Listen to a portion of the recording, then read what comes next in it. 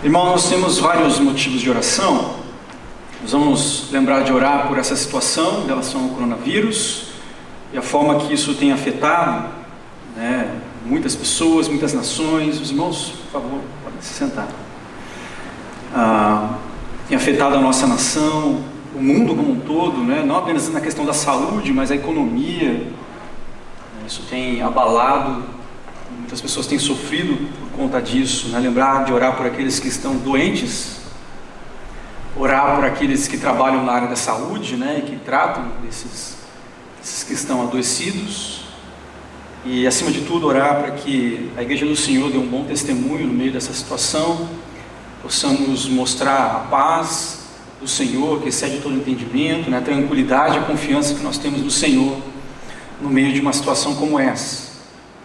Peço também que os irmãos se lembrem de orar para a nossa irmã Rosane e Júnior, que vão fazer uma viagem essa semana, e pedir que Deus os guarde o tempo que vão passar fora aqui do Brasil, sejam guardados pelo Senhor, especialmente nesse tempo também, que fronteiras estão sendo fechadas, eles estejam bem guardados pelo Senhor.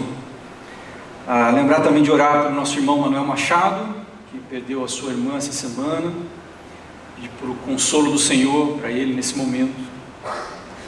Também lembrar de agradecer a Deus, nossa irmã Andréia, esposa do pastor Júlio, já está em casa depois de um tempo no hospital, motivo de gratidão ao Senhor por isso. Também a nossa irmã Ana Paula, esposa do pastor Brito, estava ainda no hospital, não sei se já saiu ou não, mas também lembrar dela nas nossas orações. E também o nosso pastor Abner, que hoje completa mais um ano de vida, que Deus o abençoe e o sustente a cada dia. Vamos orar então por esses motivos. Pai bendito, nós nos colocamos diante do Senhor, confiantes não em nós mesmos, mas em Cristo Jesus, em quem nós temos acesso à Tua presença, em quem nós podemos ousadamente chegar até o Senhor e colocar os nossos pedidos diante de Ti, Deus. Pai querido, nós queremos clamar em favor do nosso mundo, que tem sofrido, ó Deus, em tantas partes, ó Deus, com um simples vírus, pequenino, Deus, mas que tem causado tanto estrago, e tem tirado a saúde de muitas pessoas, tirado a vida de alguns, e tem afetado, ó Deus, a economia mundial de tantas formas, ó Deus. Isso mostra a nossa fragilidade, mostra, Deus, o quão limitado nós somos e o quão dependentes somos do Senhor, Deus. Mas também, ó Deus, podemos encontrar paz, segurança num Deus que é soberano, um Deus que nos ama. E por isso, ó Deus, nós rogamos ao Senhor que ajude a Tua igreja, o Teu povo a permanecer firmes, tranquilos no Senhor, ó Deus, e transmitindo essa tranquilidade, ó Deus, para outras pessoas, mostrando a Deus que aquilo que faz a diferença na nossa vida é a presença do Senhor em nós. Rogamos em favor daqueles que estão doentes e daqueles que ainda vão adoecer, a Deus.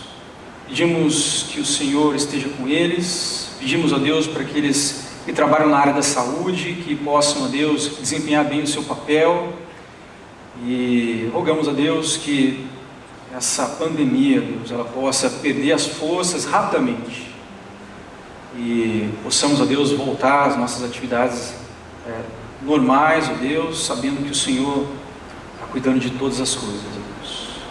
Pai querido, nós também lembramos de Rosane, de Júnior, a viagem que vão fazer.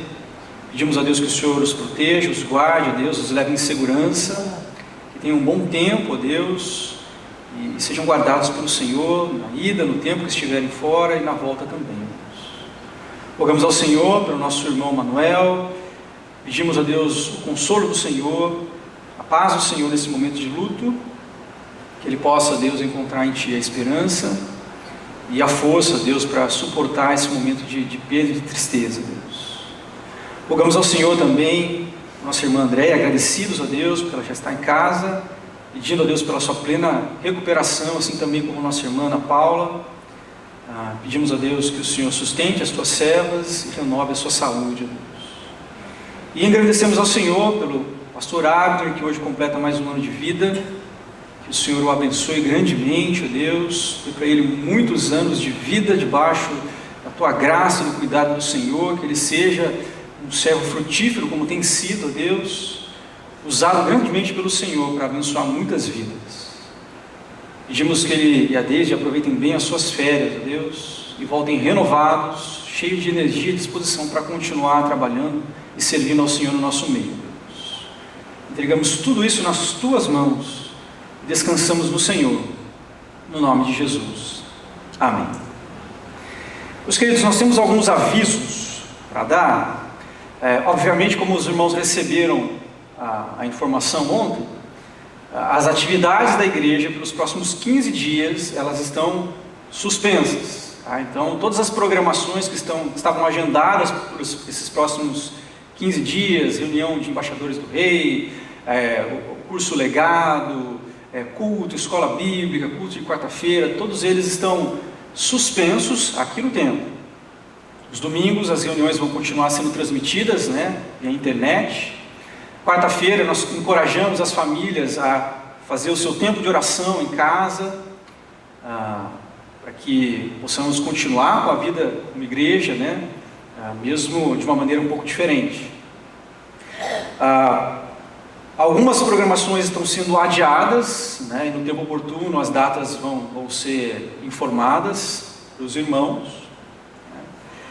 Duas programações que ainda se mantêm a princípio: o encontro de mulheres, que as inscrições ainda estão abertas, qualquer mudança nós vamos informar os irmãos. E uma outra programação que não é dessa igreja, mas também pode abençoar a igreja, é o CIMAB, o segundo simpósio de aconselhamento bíblico, que vai tratar do tema de emoções. Então, é uma oportunidade de você fazer a sua inscrição no site cimab.com.br. Gratuitamente você pode se inscrever e ouvir algumas palestras que tratam da perspectiva bíblica das emoções e podem ajudar e abençoar a sua vida.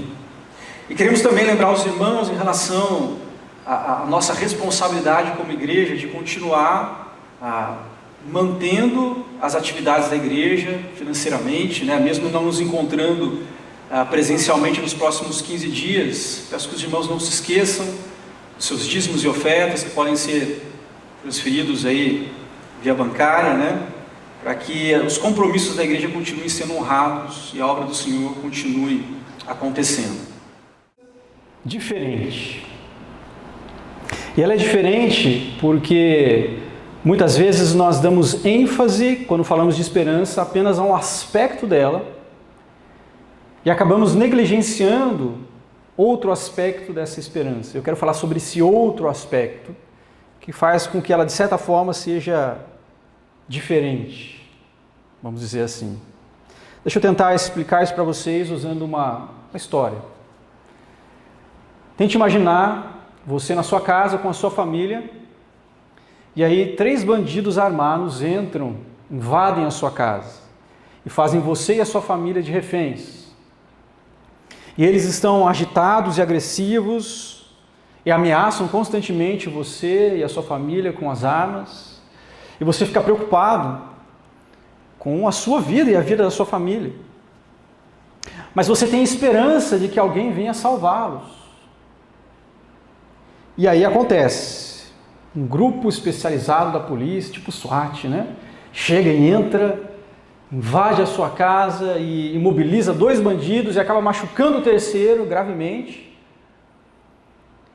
E os 3 são presos, os 3 são condenados e você e a sua família estão salvos. Normalmente nós enfatizamos a salvação, essa esperança de salvação, apenas de um lado. Nós queremos ser salvos dos perigos, queremos ser salvos dos riscos, da morte, mas às vezes nós nos esquecemos que para que essa salvação acontecesse, era necessário fazer o uso de força para derrotar os bandidos, para imobilizá-los, para livrar você e a sua família do risco. Era necessário usar força para colocá-los à marra na prisão.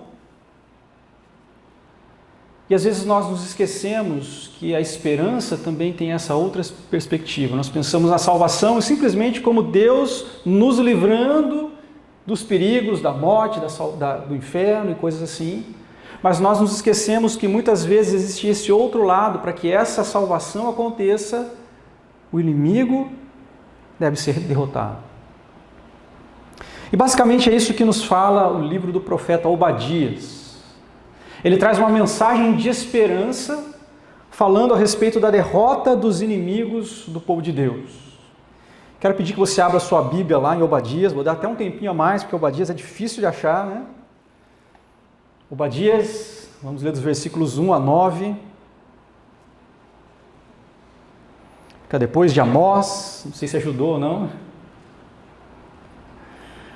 Obadias, versículos 1 a 9, se não achar, pode olhar no índice da sua Bíblia. E hoje em dia todo mundo com aplicativo fica mais fácil, né? Obadias, versículos 1 a 9, diz o seguinte: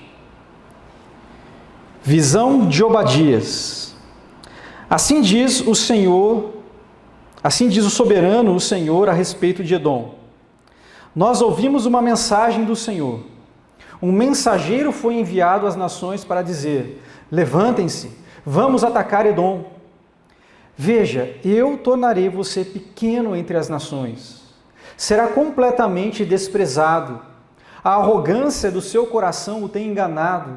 Você que vive nas cavidades das rochas e constrói sua morada no alto dos montes. Você que diz a si mesmo: quem pode me derrubar? Ainda que você suba tão alto como a águia e faça o seu ninho entre as estrelas, dali eu o derrubarei, declara o Senhor. Se ladrões o atacassem, saqueadores no meio da noite, como você está destruído? Não roubariam apenas o quanto achassem suficiente? Se os que colhem uvas chegassem a você, não deixariam para trás pelo menos alguns cachos?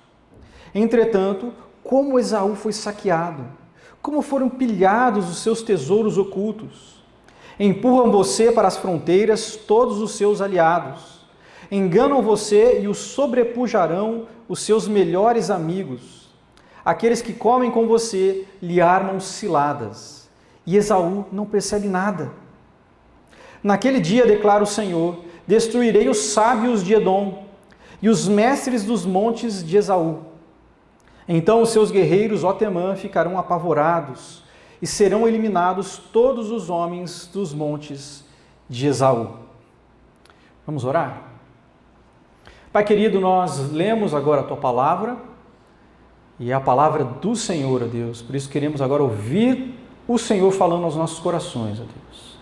Fala conosco.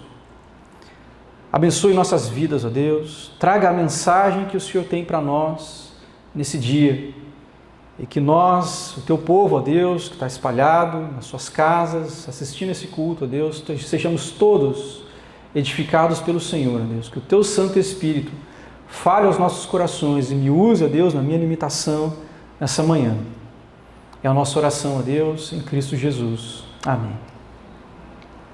Meus queridos, o livro de Edom é um livro que tem poucas informações sobre quem é o profeta. Você vê que o profeta, a profecia começa assim, visão de Obadias, e aí começa. Não fala quem é Obadias, não fala que ele é filho de quem, não fala onde ele morava, não fala na época em que ele escreveu. Poucas informações. E por conta disso, pouco se sabe também em relação à época, em relação ao que o livro foi escrito. Existem algumas discussões sobre isso. O que nós sabemos? Nós sabemos que no período que isso foi escrito, o povo de Deus, ele foi atacado e foi derrotado. Sabemos porque o texto diz isso. E sabemos também que o povo de Edom se aproveitou dessa situação, se aliou aos inimigos do povo de Deus para atacar o povo do Senhor. É aquela ideia de chutar quem está no chão. O povo de Deus estava derrotado, caído, e o povo de Edom estava lá querendo pisar neles, querendo chutar aqueles que já estavam caídos. Então, surge essa profecia. E o objetivo dessa profecia, apesar de a profecia ser dirigida aos edomitas, o principal objetivo dela é encorajar o povo de Deus, mostrando que os seus inimigos serão derrotados e por isso eles serão livres. Eles serão restaurados pelo Senhor. Uma palavra de esperança para o povo de Deus. Agora, para nós entendermos isso um pouco melhor, nós precisamos saber um pouco mais sobre quem é Edom. Edom na Bíblia é um outro nome dado para Esaú, irmão de Jacó, os dois filhos gêmeos de Isaac.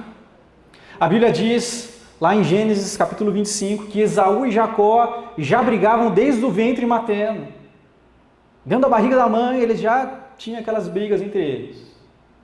E nós sabemos também que Jacó enganou Esaú, tirando dele a primogenitura, o direito da primogenitura, a bênção que cabia a Esaú. Ele simplesmente o enganou e tirou isso dele.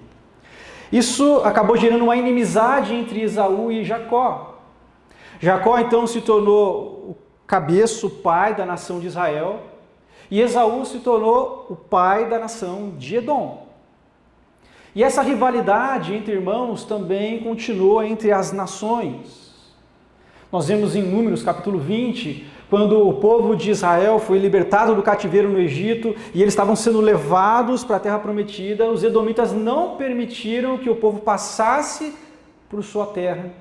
E eles tiveram que dar uma volta enorme. Salmo 137, versículo 7, nós vemos também essa rivalidade, esse ódio de Edom pelo povo de Deus. O versículo diz ali o seguinte: lembra-te, Senhor, dos edomitas e do que fizeram quando Jerusalém foi destruída, pois gritavam, arrasem-na até os alicerces. Edom tinha ódio pelo povo de Deus. Eles queriam ver o povo de Deus destruído, picado, amassado e jogado fora. É isso que eles queriam. E aí nós olhamos para o livro de Romanos e vemos o apóstolo Paulo usando Esaú e Jacó como a representação de duas nações. Jacó representando a nação do povo de Deus e Esaú representando os inimigos de Deus. Duas nações rivais que odiavam uma outra. Os edomitas odiavam, queriam destruir o povo de Deus. Agora, eu sei que pode parecer isso estranho para nós, mas nós não podemos ser ingênuos. Nós, como cristãos, também temos inimigos. A Bíblia diz que o diabo é o nosso inimigo. Se você olhar em Romanos capítulo 5, você vai ver também que o apóstolo Paulo diz ali que aqueles que não creem em Jesus são inimigos de Deus. Eles se opõem àquilo que Deus é, àquilo que Ele representa e àquilo que são os valores e a palavra de Deus.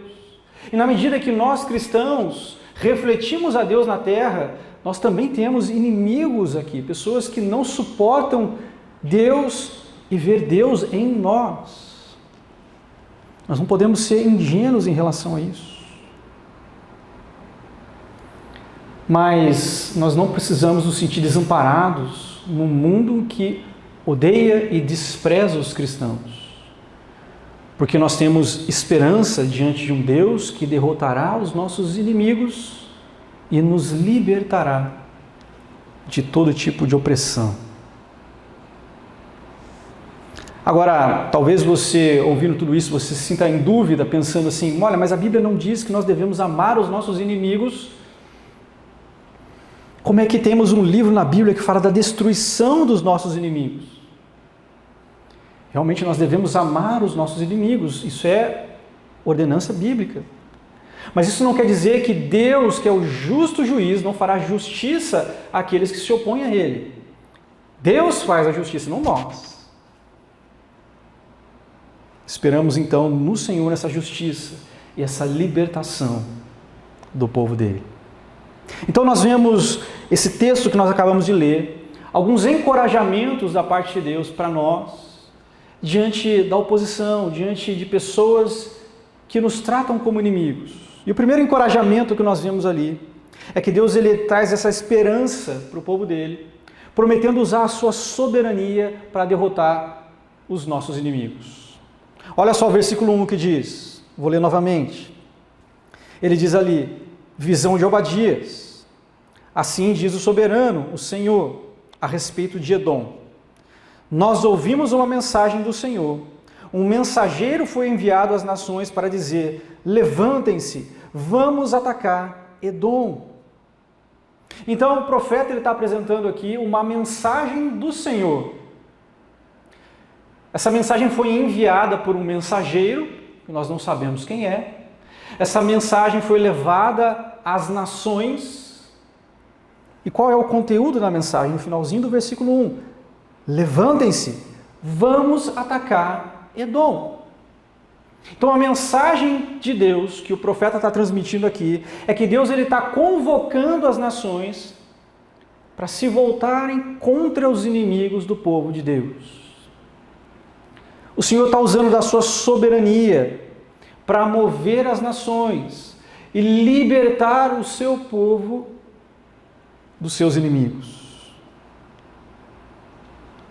Mais uma vez, meus queridos, nós não podemos ignorar o fato de que nós temos inimigos, já falamos alguns deles. Mas, mais uma vez, nós não precisamos nos sentir desamparados, abandonados ou aflitos diante da oposição, porque nós temos um Deus soberano que usa a sua soberania para libertar o seu povo dessa opressão, dessa inimizade. Isso pode dar esperança, por exemplo, para cristãos que hoje, nesse momento, sofrem com perseguição. Nós sabemos que existem partes do mundo em que cristãos são perseguidos, são presos e são mortos por causa da sua fé. Então, saber que existe um Deus que usa a sua soberania para derrotar os seus inimigos e libertar o seu povo, isso traz esperança.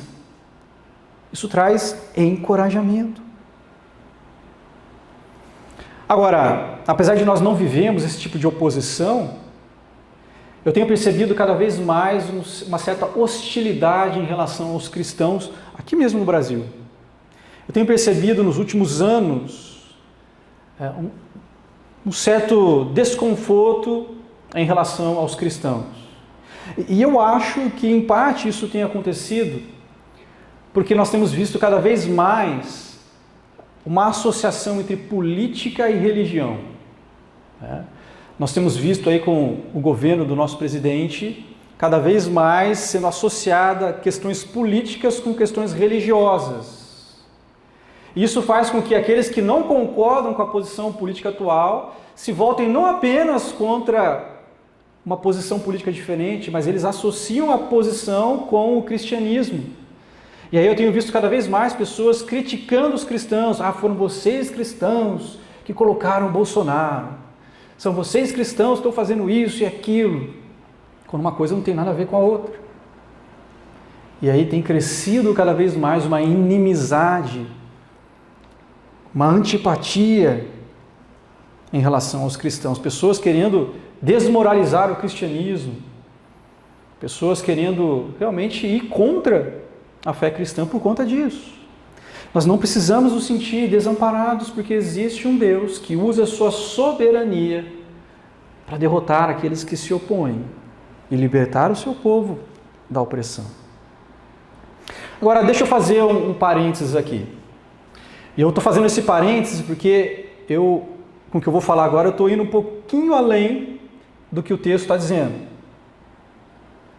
O texto está falando a respeito da libertação do povo de Deus, destruindo, derrotando os seus inimigos. Estou indo um pouco além disso, mas eu acho que cabe aquilo que eu vou falar agora, como uma aplicação. A Bíblia diz que a morte também é nossa inimiga. Né?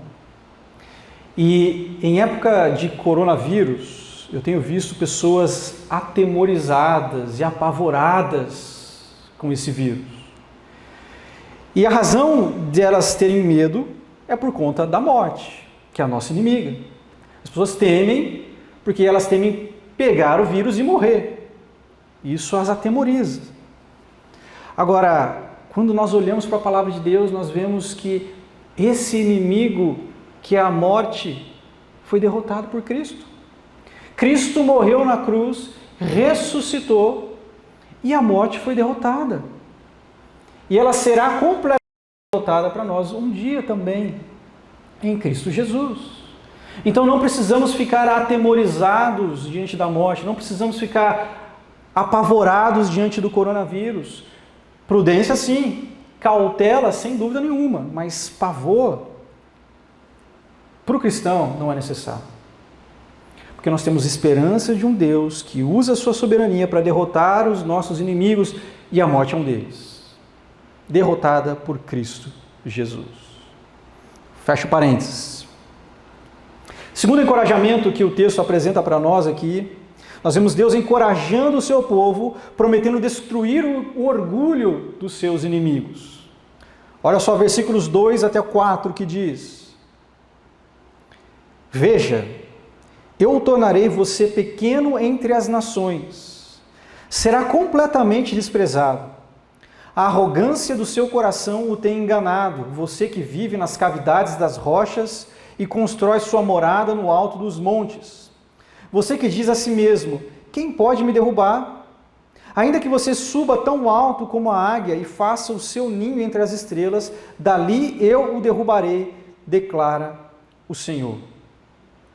O texto diz aqui que um dos grandes pecados do povo de Edom era o orgulho.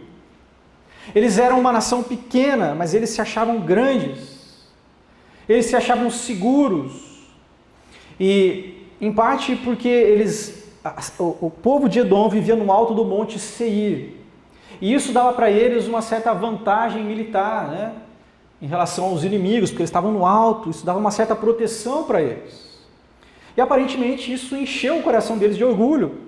O texto diz, a arrogância do seu coração o tem enganado, você que vive nas cavidades das rochas e constrói a sua morada no alto dos montes. Você que diz a si mesmo, quem pode me derrubar? A gente está aqui em cima, protegido, quem é que vai nos derrubar? Quem é que vai tirar a gente daqui? Quem é que vai conseguir nos derrotar? Ninguém. Esse era o pensamento deles, um pensamento orgulhoso, arrogante. Então, enquanto eles atacavam o povo de Deus, pisavam neles naquele momento difícil, eles ainda se achavam intocáveis. Ninguém ia conseguir derrotá-los, ninguém ia conseguir tirá-los daquela posição na qual eles estavam, mas o texto diz que Deus vai fazer isso. Que ainda que eles fizessem lá o ninho entre as estrelas, dali eu o derrubarei, declara o Senhor, é o que o texto está dizendo. Deus, Ele é capaz de derrotar os inimigos do povo dele. De removê-los do alto do seu orgulho, daquela posição em que eles se acham intocáveis. O que isso tem a ver com a nossa vida?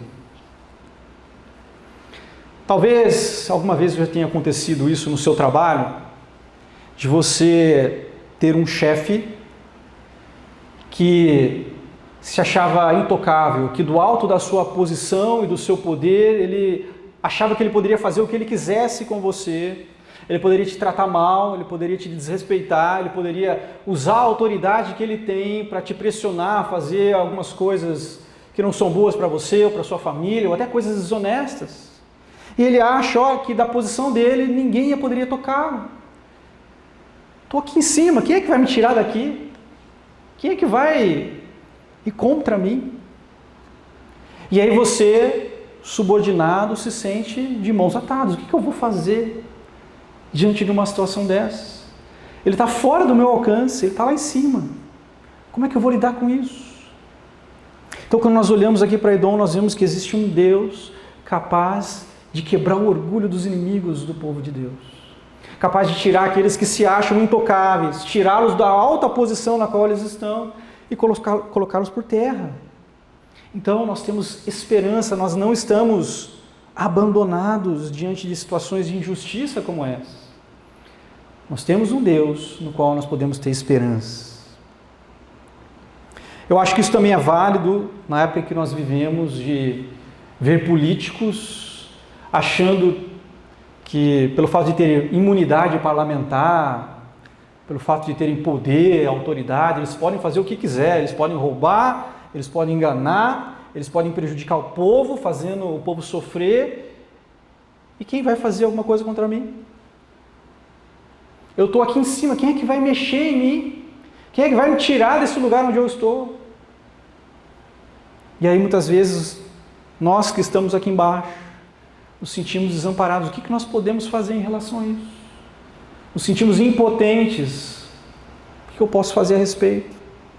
Mas olhando então para Obadias, nós vemos que nós temos um Deus capaz de derrubar aqueles que se acham intocáveis, de colocá-los por terra, para fazer justiça e para libertar o seu povo da opressão. Isso dá esperança. Em terceiro lugar, Deus encoraja o seu povo prometendo destruir os tesouros dos seus inimigos. Olha só, versículos 5 a 7. Se ladrões o atacassem, saqueadores no meio da noite, como você está destruído? Não roubariam apenas quanto achassem suficiente? Se os que colhem uvas chegassem a você, não deixariam para trás pelo menos alguns cachos? Entretanto, como Esaú foi saqueado, como foram pilhados os seus tesouros ocultos. Empurram você para as fronteiras todos os seus aliados.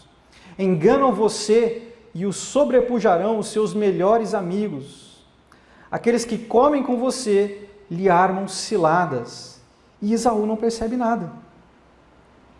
Então, o profeta aqui está transmitindo alguma mensagem para nós. Ele usa duas figuras aqui. A primeira delas é a do ladrão. Ele diz, se o ladrão invade a sua casa, ele não vai levar tudo. Ele vai levar o que ele consegue carregar. Então, muita coisa vai ficar dentro da sua casa. Muita coisa vai ser deixada para trás. A outra figura aqui é daquele que colhe uvas. Ele está dizendo que aquele que colhe uvas, ele não vai deixar alguns cachos. Isso até era algo obrigatório em Israel, porque Deus havia ordenado para que deixasse ali alguns cachos para as viúvas, para os pobres que viessem depois, pudessem comer alguma coisa e sobreviver. Então, nesses dois casos, nessas duas figuras, algo está sendo levado, mas alguma coisa está ficando para trás. Mas o que Deus está dizendo aqui é que não vai ser assim com Edom. Nada vai ficar. Tudo vai ser levado. Nada vai ficar para trás. Vocês vão ser totalmente pilhados. Tudo vai ser tirado de vocês. E o texto diz que isso vai ser feito pelos próprios amigos e aliados do povo de Edom. E eles nem estariam percebendo que os seus próprios aliados se tornariam seus inimigos. Agora, uma coisa que a gente precisa entender aqui é que o texto ele não está querendo satisfazer um desejo de vingança.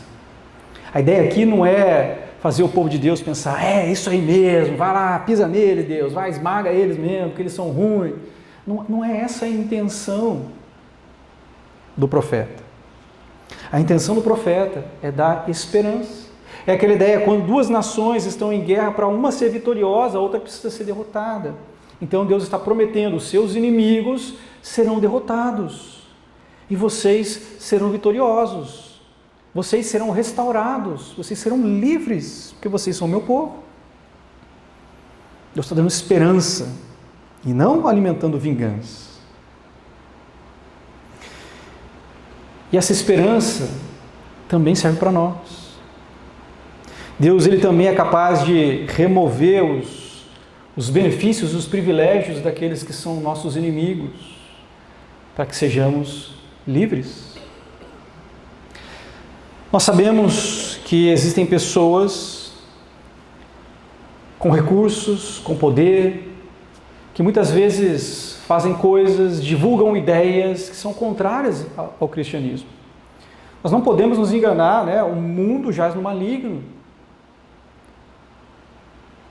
Satanás é nosso inimigo e ele faz uso de pessoas para disseminar aquilo que é contrário a Deus, para disseminar ideias erradas, para desmoralizar os valores cristãos, para se opor à vontade de Deus. Isso é real, gente. Nós não podemos ser ingênuos e achar que nada disso está acontecendo. Isso acontece. Mas mais uma vez, nós não precisamos nos sentir desamparados, porque o profeta Obadias, ele nos lembra que o nosso Deus, ele é capaz de remover tudo aquilo que dá influência a essas pessoas, os recursos, o seu poder, a sua autoridade, para libertar o seu povo e dar esperança para eles, para nós. E em quarto e último lugar, Deus ele encoraja o seu povo, prometendo destruir a força dos seus inimigos. Olha só os versículos 8 e 9. Naquele dia, declara o Senhor, destruirei os sábios de Edom e os mestres dos montes de Esaú. Então os seus guerreiros, ó Temã, ficarão apavorados e serão eliminados todos os homens dos montes de Esaú.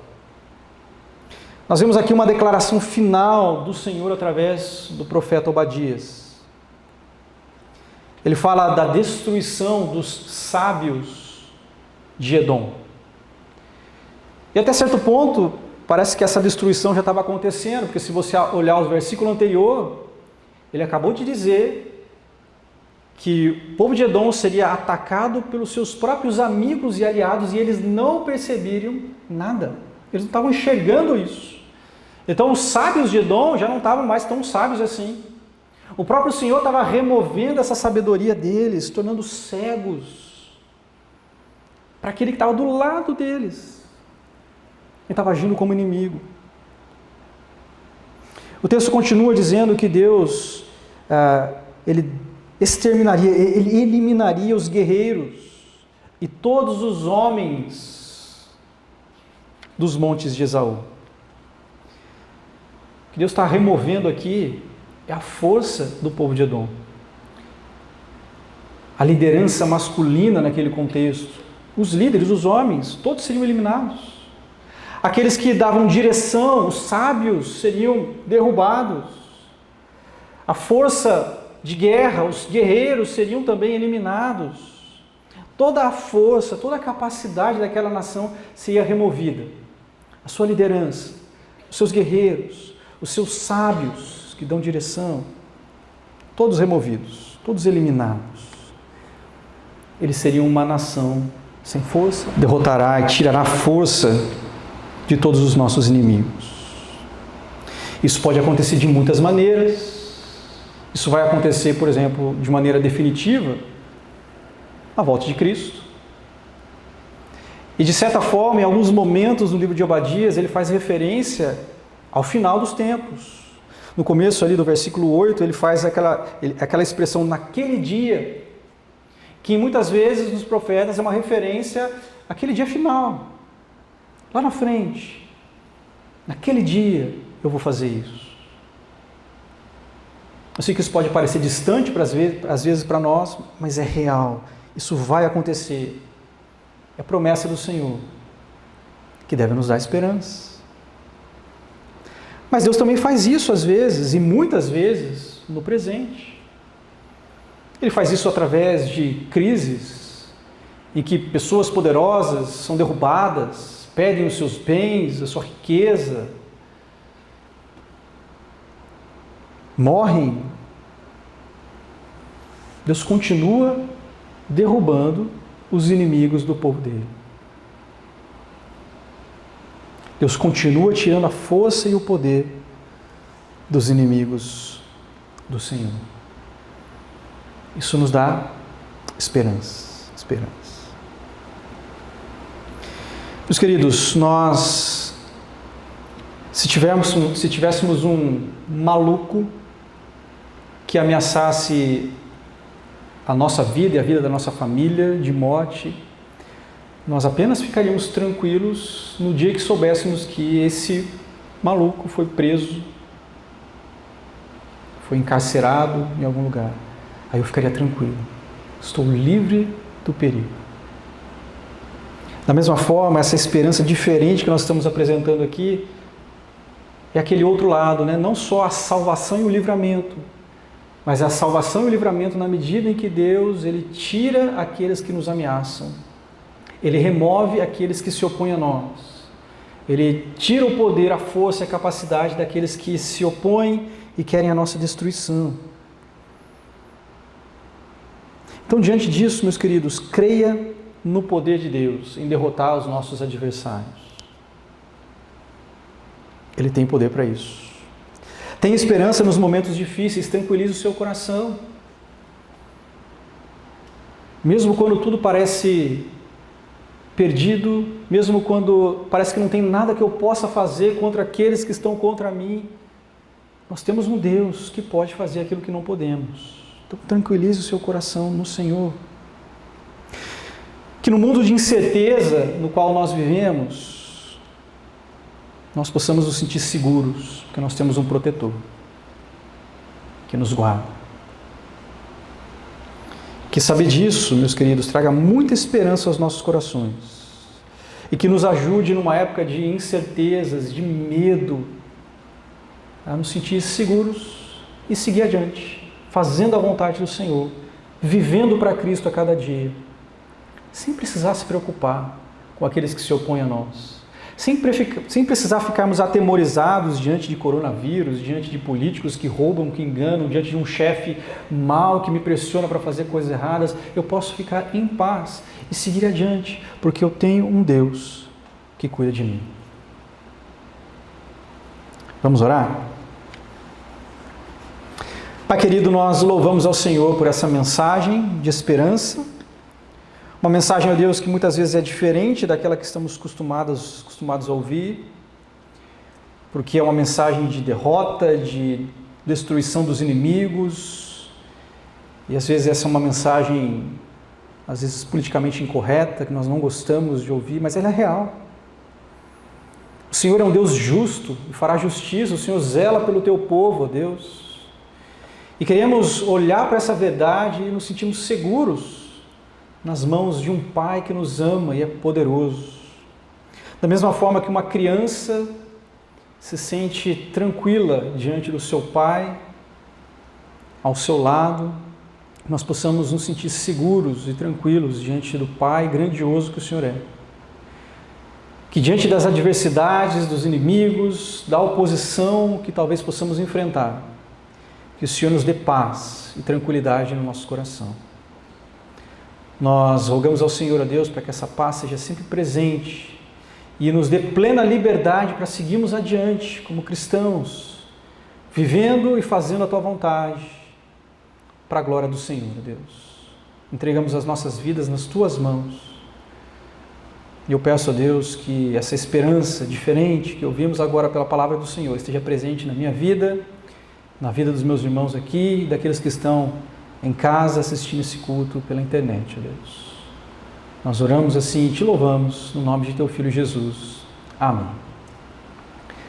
Meus queridos, eu quero encorajar vocês a continuar orando aí pela nossa nação, pela situação do coronavírus, e lembrar que esse vídeo vai ser disponibilizado do culto, disponibilizado através de um link ainda hoje para você que quiser assistir esse culto ou não pôde assistir agora, ou encaminhar esse link para outras pessoas para que possam também assistir esse culto. E lembrando que às 19 horas continuaremos cultuando o nosso Deus. Pai bendito, nós agradecemos pelo privilégio de participarmos desse culto, sabendo, Deus, que ele chegou até a Tua presença com um aroma agradável ao Senhor. O Senhor foi exaltado no nosso meio aqui, e também nos lares, ó Deus, onde nossos irmãos estão cultuando também junto conosco. E agora que o amor de Deus Pai, que a graça do nosso Senhor e Salvador Jesus Cristo e as consolações do Santo Espírito de Deus estejam com o Teu povo aqui, nas casas e por toda a terra, Deus, hoje e sempre. Amém. Deus abençoe e um ótimo domingo.